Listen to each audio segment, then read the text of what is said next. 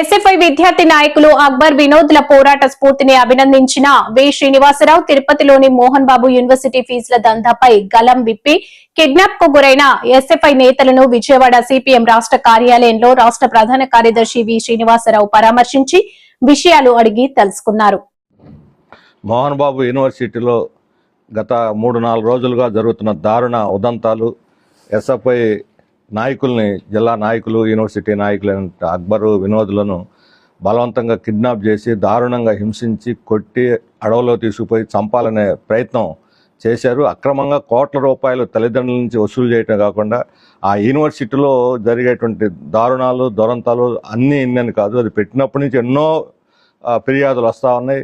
అనేక మంది మీద అలా దాడి చేశారు. కొన్ని బయటకు వచ్చినాయి, కొన్ని బయటకు రాలేదు. దీని మీద న్యాయ విచారణ చేసి ఆ యూనివర్సిటీని ప్రభుత్వమే స్వాధీనం చేసుకొని నడపాలి. లేకపోతే ఈ రకంగా పేటరేగిపోతుంటే దాన్ని ఎట్టి పరిస్థితుల్లో కూడా విద్యార్థులు తల్లిదండ్రులు సహించరు.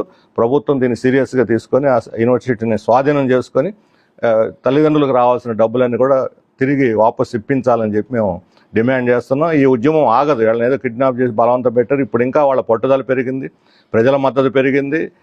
దానివల్ల ఈ ఉద్యమం మరింత ఉధృతం అవుతుంది. అందుకని దీనివల్ల ఏదో అణిచేసి వాళ్ళని భయపెట్టి మన పబ్బం గడుపుకుందామంటే అది చేతకానటువంటి పని, అది సాధ్యం కానటువంటి పని అని చెప్పి నేను వాళ్ళని హెచ్చరిస్తున్నాను.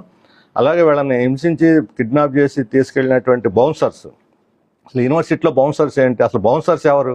బౌన్సర్స్ వ్యవస్థే ఒక పనికిమాలిన వ్యవస్థ, ఇది ఒక ఇల్లీగల్ వ్యవస్థ.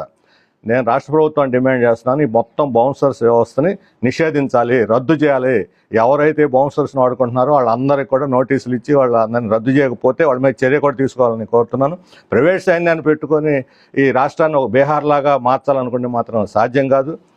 మన హైకోర్టు, హర్యానా, పంజాబ్ హైకోర్టు తాజాగా ఈ మధ్య ఇచ్చినటువంటి తీర్పును చూస్తే ఈ బౌన్సర్స్ వ్యవస్థ అనేది ఒక అనాగరికమైన వ్యవస్థ, ఈ సమాజంలో అది ఉండటానికి వీలు లేదు, అటువంటి దాన్ని రద్దు చేయండి అని చెప్పి వాళ్ళు స్పష్టంగా చెప్పారు. ఆంధ్రప్రదేశ్లో ప్రైవేట్ సెక్యూరిటీస్ యాక్ట్ ఉంది. ప్రైవేట్ సెక్యూరిటీ యాక్ట్స్ దానికి చాలా నియమ నిబంధనలు ఉన్నాయి. ఇప్పుడు వీళ్ళు ఏ నిబంధన లేకుండా డబ్బులు ఇచ్చి ఒక ప్రైవేట్ గోండాలని ఈ రకంగా బౌన్సర్స్ పేరుతోటి చలామణి అవ్వటం అంటే ప్రజల మీద దాడి చేయడానికి, హింసించడానికి, వేధించడానికి తప్ప ఈ వ్యవస్థ దేనికి పనికిరాదు. తక్షణం ఈ బౌన్సర్స్ వ్యవస్థను కూడా రద్దు చేయాలని చెప్పి మేము డిమాండ్ చేస్తున్నాం.